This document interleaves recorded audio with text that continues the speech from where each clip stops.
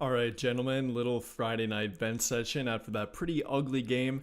Lakers only scored 87 points against a pretty tough Timberwolves team, but no matter who you're playing against, only putting up 87 points is never a good look, and especially with the 21 turnovers on top of that. I don't know how you really explain that, how they go from a 4-day break, haven't played since Sunday night, and they've talked about working on their offense since then, doing more with it, adding more to it potentially, or simply trying to refine it. And then they come out and drop 11 turnovers during the first quarter. I couldn't believe what I was watching at that point. Luckily, they played pretty good defense in this one. The intensity definitely was there from that standpoint, but man, 11 turnovers in the first quarter.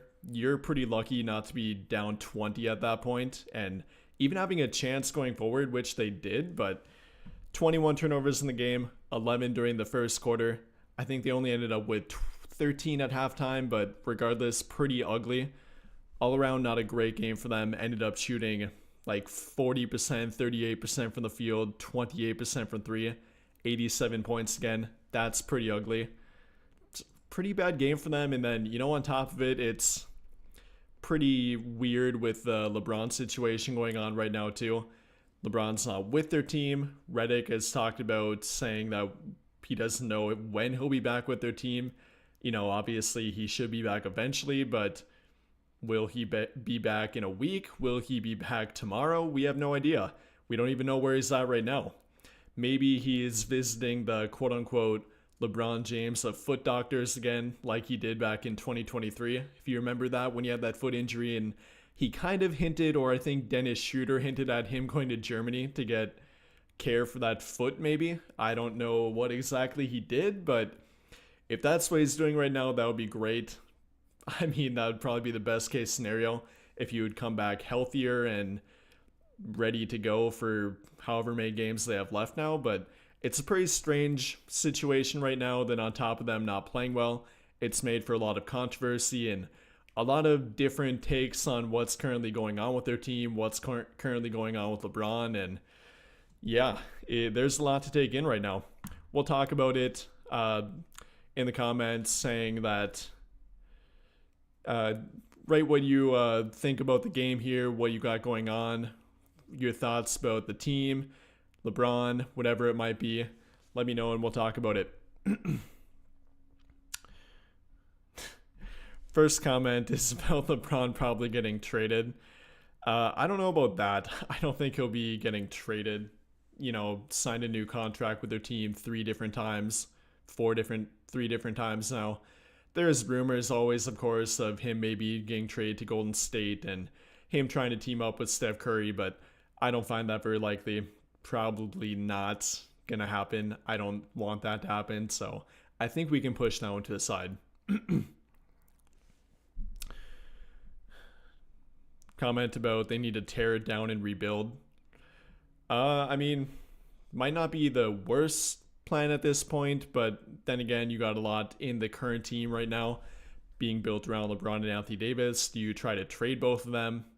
I don't know if you'd get a great value for LeBron at this point, being 39 going on 40. I wouldn't do that. I wouldn't go to that route quite yet. I wouldn't go that route this entire season.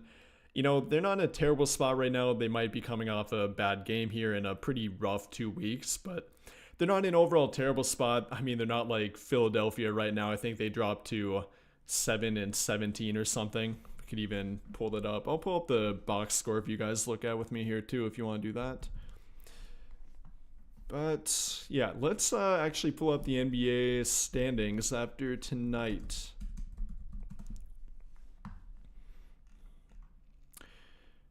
Updated, yeah, should be here. Lakers down to the 10th seed, 13-12.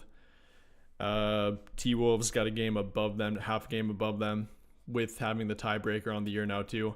But like I said, for a team like Philly, did they add that total there? But regardless, they're nearly 10 games under 500. That would be the drastic point to where you say, hey, maybe we should blow this team up, or I'm not sure there's a clear direction here in what we're trying to do, or if it's even redeemable. At that point, yeah, I probably would think a lot more heavy about that, but right now we're not at that point.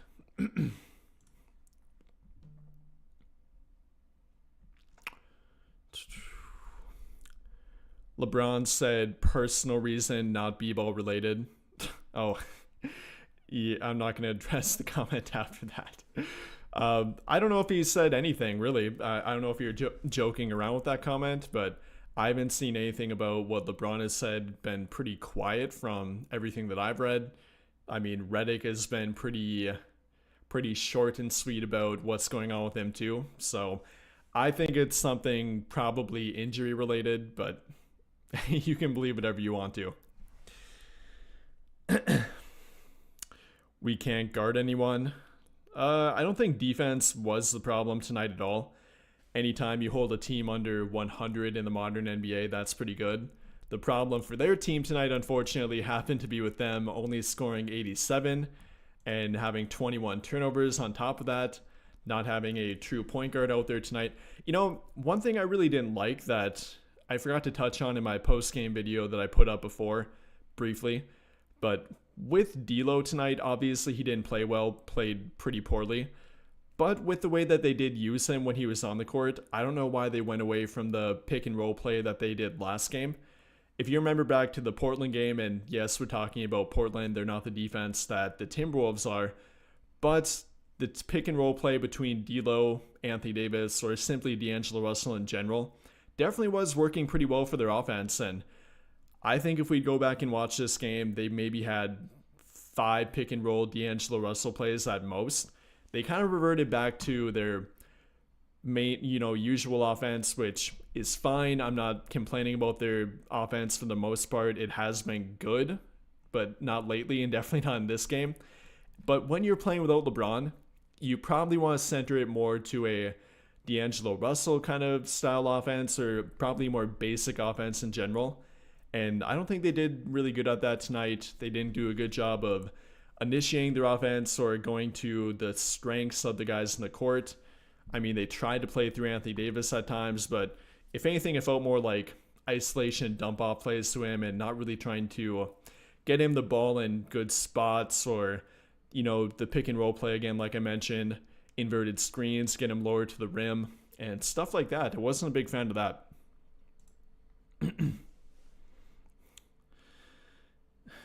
Braun cooking something up.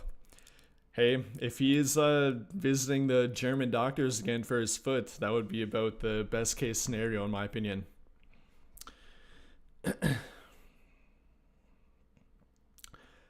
Team looks a bit jaded. Look like they're all waiting for trades to happen. I don't know if I'd say that, but I think they look pretty connected for the most part in regard to playing with energy on defense and, not giving up or not having, a lack of fight tonight. I don't think that was the problem. I wouldn't say anyone looked completely disconnected, and, kind of how that dating back to last season when D'Angelo Russell had that one game where he looked completely out of focus around the trade deadline and the writing kind of looked to be on the wall for him even though they didn't trade him. That would be the look I'd be looking for, and I didn't really see any of that tonight, so I don't think you could really point to that. I don't think they're at that point.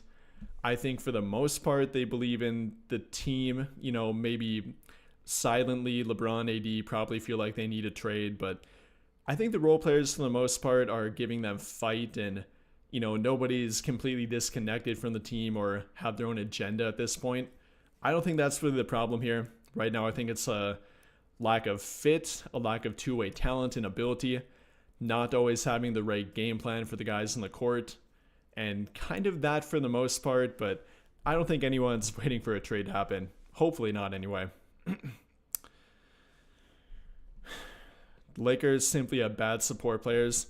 Yeah, I'd agree with that. For, depending on the way you put that, I think of it more from a fit standpoint to put around their main guys, like obviously LeBron, AD, Reeves, if you want to throw them in there too. Bad guys to fit around them. I completely always go back to it, the two-way argument and getting good defenders around them, preferably not only one-way guys that can either defend or shoot from the three-point line or do one thing on offense or defense in general. Guys that do both and complement LeBron and AD better. They have very few of them. Christie's kind of quietly turning into that, and hopefully he can maintain what he's been doing lately, but simply not enough guys that fit well around their top guys, and that to me is the main problem with their team. I do think it has to be addressed through a trade for, you can think of whoever you want, but I think it's got to be more two-way talent in general.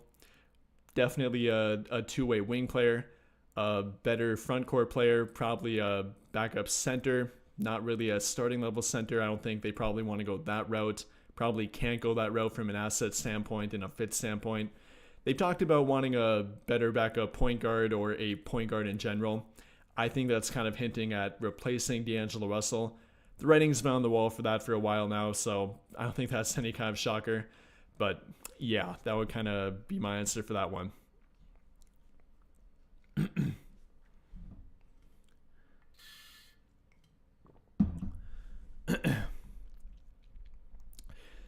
Embarrassing loss. I don't know if I'd use the word embarrassing for this one. Definitely a bit disappointing after a 4-day break. I mean, I think it was kind of a needed break, both for them and the fan base too. Luckily, they won on Sunday, so it gave a little bit of a better feeling, but coming off a 4-day break, you definitely want to win and play with, again, not going to say they played with bad energy, but play more connected and look good on both ends of the court and like the way you were preparing throughout the entire week, and that obviously didn't happen for them.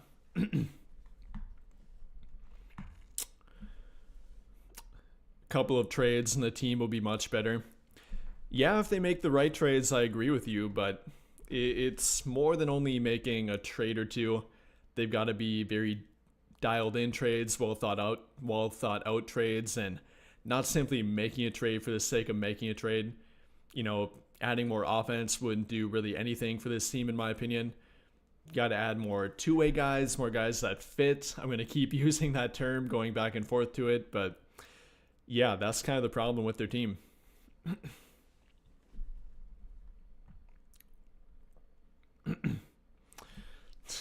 Cooking up Warriors trades in the chat. Moody, Kuminga, Pods, and Wiggins for... I know there was a rumor about that. I think that might have been a fake Twitter account or something talking about LeBron and Bronny trading or being traded to Golden State for a package, but I'm not buying into that. I don't see that happening.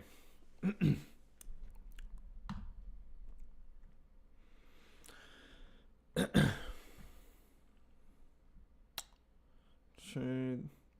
Bad support players, injuries. How did Connect do tonight? Kind of a rough game for Dalton Connect. I wouldn't say he played terrible, but anytime that Connect doesn't make a 3-point shot, it's not a good game for him. So luckily he didn't really join too heavily on the turnover party that they had in this game. Connect only had 1 turnover, and being a -7 didn't contribute that much. Played about 18 minutes here. Overall, not a good game for him. I thought he played decent defense in this one, especially for his standard, but he actually had the second most rebounds in their team too. Another thing I pointed out during the post-game video. But yeah, not a great game for Connect. Not really a good game for any of their guys off the bench in general. Actually, I take that back. Christian Coloco did play well. Coloco had a really good game, and if anything, if we're trying to find a bright spot in this game, it definitely would be Christian Coloco off the bench. Their entire team was pretty much a minus, but except Coloco and Cam Reddish. Excuse me. Coloco being a +12, had 2 points, 6 rebounds, and 2 blocks off the bench. Pretty good for him. Didn't take a shot, but didn't actually need to, I guess. Oh, he actually didn't have a point. He had 2 fouls. But he played good defense, and when they actually went on their run before halftime, it was with Coloco on the court and not Anthony Davis. But yes, they were playing against the T-Wolves bench unit, but yeah, that's kind of how that one went. And Coloco was a pretty good bright spot for them amidst a lot of bad play. So Coloco, and you could throw in Christie in there too. Christie had 15 points in this one, 5 rebounds, shot well from the field and 3-point line. Played really good defense on Anthony Edwards too, and did have a few points during the fourth quarter to make his overall stat line look better. But during the first half, Ant only had, I think, 7 or 8 points, if I remember correctly, on like 3 of 8 shooting. I had it written down somewhere. Yeah, 3 of 8 shooting and 8 points. Ended with 23 again on 9 of 20 shooting from the field. But Christie played pretty good defense on him. I thought Reddish played pretty good defense on him when he came in too. But again, not many bright spots, but Koloko and Christie would probably be one of the two.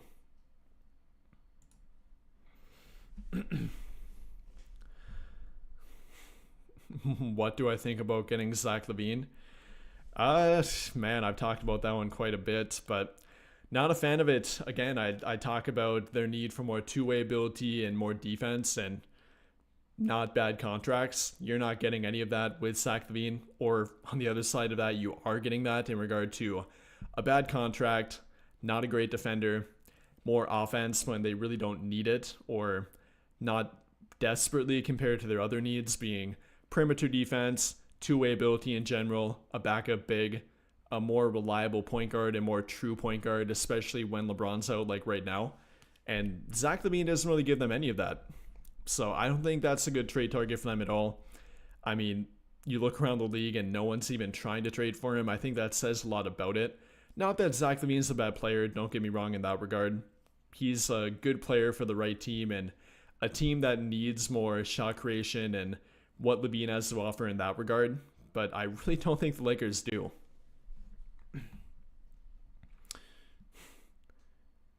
Christie, the ant killer.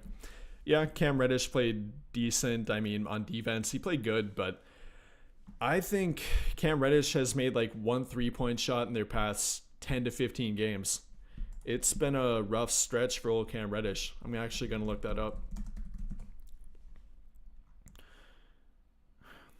Dating back to November 23rd, Cam Reddish has made 1 3-point shot.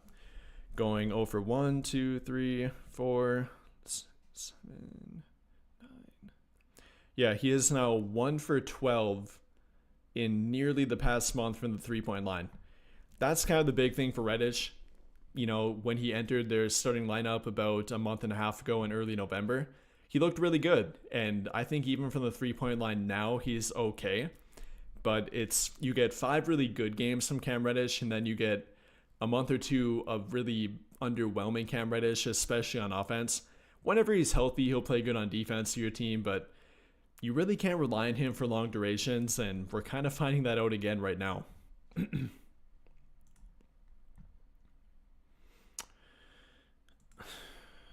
Yep. Yeah, not a good game for Reddish, not a good game for their bench unit, not a good game for their team in general offensively, and put that all together and you're not going to win many games.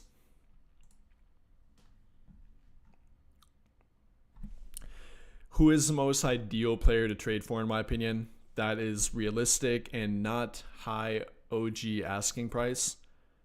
I don't know if that's a typo or if you actually meant like OG Anunoby asking price, but ideal player for me to trade for. It's not one player alone, given that they have multiple needs, which I think they do. But I'd point to a guy like maybe a Cam Johnson. You know, he might not be the best defender in the world, but he's around average. He would fit what they kind of need on defense and would give them more complementary offense.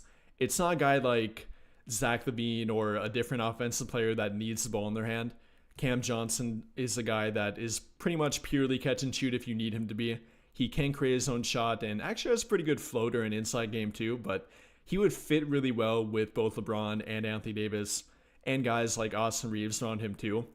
And then wouldn't be a liability on defense. He would help them there a little bit. I think he would be pretty ideal for them to trade for. I think realistic too, even though the asking price for him is pretty high at the moment. But you could point to a different guy like Dorian Finney-Smith as well.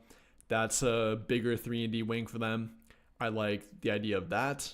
Or you could point to a lesser trade target, not lesser in terms of like talent, but lesser in terms of probably asking price and what it would take to get him. That being a guy like Cody Martin, in my opinion. Those are a few of the wing players I like. You could maybe go after a more familiar guy like Dennis Schroeder. You know, the Nets currently want a first-round draft pick for him. I talked about that earlier today, actually, in a video. Maybe that price will lower. I think he'd be kind of ideal for them, but again, it's not really one guy alone. I think you can point to multiple of them, and you kind of do have to with the Lakers having multiple needs. But there definitely are a few of them. In general, though, I think you got to go with a two-way player, a guy that helps them both offensively and defensively, or at the bare minimum helps them on one and doesn't hurt them on the other. So that's kind of the foundation of what they need, in my opinion. And with that, you could point to guys like, again, Cam Johnson, Dorian Finney-Smith, Cody Martin. The list goes on. Oh, I bumped my pop filter here. But yeah, two-way player in general. I like Cam Johnson, Dorian Finney-Smith for a realistic trade target, though. Why not start Bronny? I mean, there's a lot to not why you wouldn't start Bronny, but happy to see him drop 30 in their G League game the other night. That's good for him. Good step in the right direction for Bronny. Get more confidence under his belt, stack more good games together, and simply develop more too.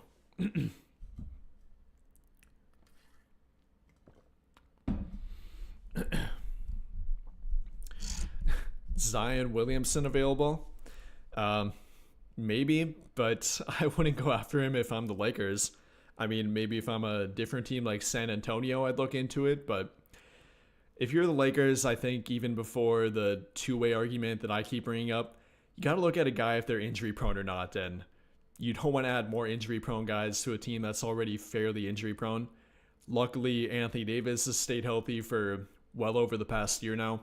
LeBron's kind of been healthy for the most part, even though he's not available right now. But you look to their bench unit, guys like Vanderbilt, Wood, Hayes, Gabe Vincent last season. They have a lot of bad luck in that regard, so I wouldn't be looking to add Zion Williamson.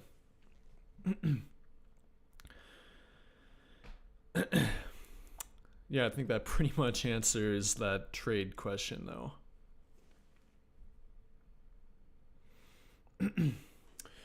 Yeah, overall, though, rough game.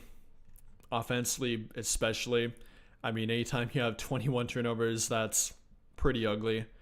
Everyone on their team that played tonight, other than Christian Koloko, had a turnover. Anytime that happens, it's probably going to be rare that you win a game. Then stack on them shooting under 40% from the field, under 30% from three, and not really winning in any major category. Yeah, they're going to get beat, and that's not a good place for them to go after a 4-day break. Then with the LeBron situation kind of in the background, it's kind of a mystery about what's going on with their team right now, what their current direction is. Again, luckily, they're not in a terrible spot, in my opinion. They're definitely not in a good one, but it could be worse if we're trying to put a positive spin on it. 13-12 have a winning record yet. Only 4 games back from the 3rd seed. We can put a little positivity on it, but definitely a lot of mystery. I think that's the word I'd use for it right now. Mystery and a lot of indirection for their team right now about what they're trying to do, what the team that they're trying to become actually is, and then the LeBron situation again. Those are 3 questions that definitely need to be answered, and we'll probably find out for better or worse in the upcoming weeks here. Trade eligibility date being December 15th. Over 90% of the NBA will be eligible to be traded after that point. So trade talk will heat up. LeBron coming back or getting a little bit more info on that situation will definitely factor into that. And then how the Lakers play on Sunday night and going forward will be the ultimate decider for it. But it should be fun to watch play out nonetheless, whether you like drama, the Lakers' downfall, or then them having a positive comeback. There should be something for everyone. But glad to talk to you guys about it. Hopefully you didn't take the loss too hard tonight. I think there were a lot of negatives to it, but a few good takeaways. And hopefully they'll bounce back. But appreciate you tuning in. Appreciate everyone who left a question. We'll do more lives in the future here eventually, but that will pretty much do it for this one, I think. We'll have another video tomorrow. Probably not a breakdown video. I'll find out what I want to talk about, but yeah, we'll go through it. But appreciate you guys tuning in again. More live streams in the future, and catch the video tomorrow, but appreciate you tuning in, and have a great night or day wherever you're at.